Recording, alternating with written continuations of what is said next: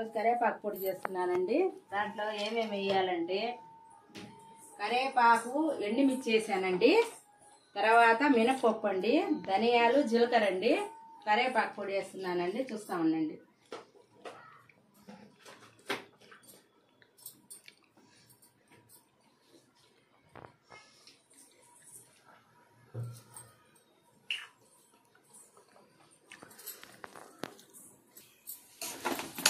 బాగా వేగాలండి, కరివేపాకు ఎండుమిర్చి బాగా వేగాలండి. దీంట్లోనే కొంచెం ఇంగు వేస్తున్నానండి, కరివేపాకు పొడిలో బాగుంటుందని.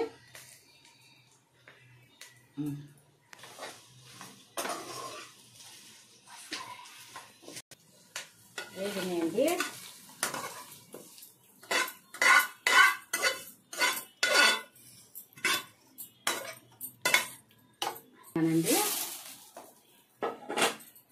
నూనె పోస్తున్నానండి.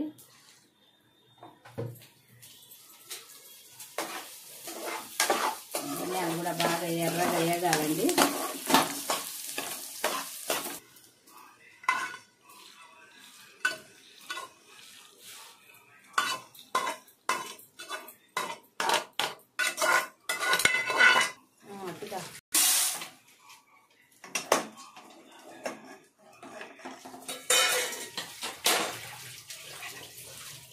పప్పు కూడా వేగుతున్నాయండి.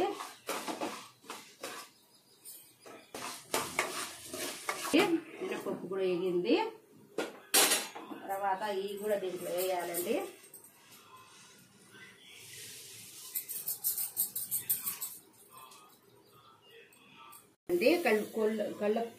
కళ్ళుప్పు వేస్తున్నానండి. చల్లారాలండి అది.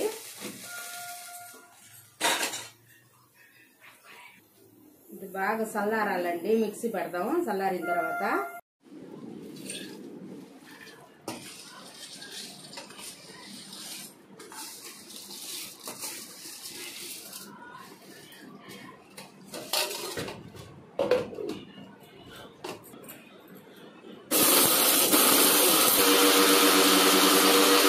వేసుకోవాలండి. 2 ట్రిప్పులు వస్తాయండి మిక్సీ పెడితే. ఎల్లగడ్డ వేయాలండి.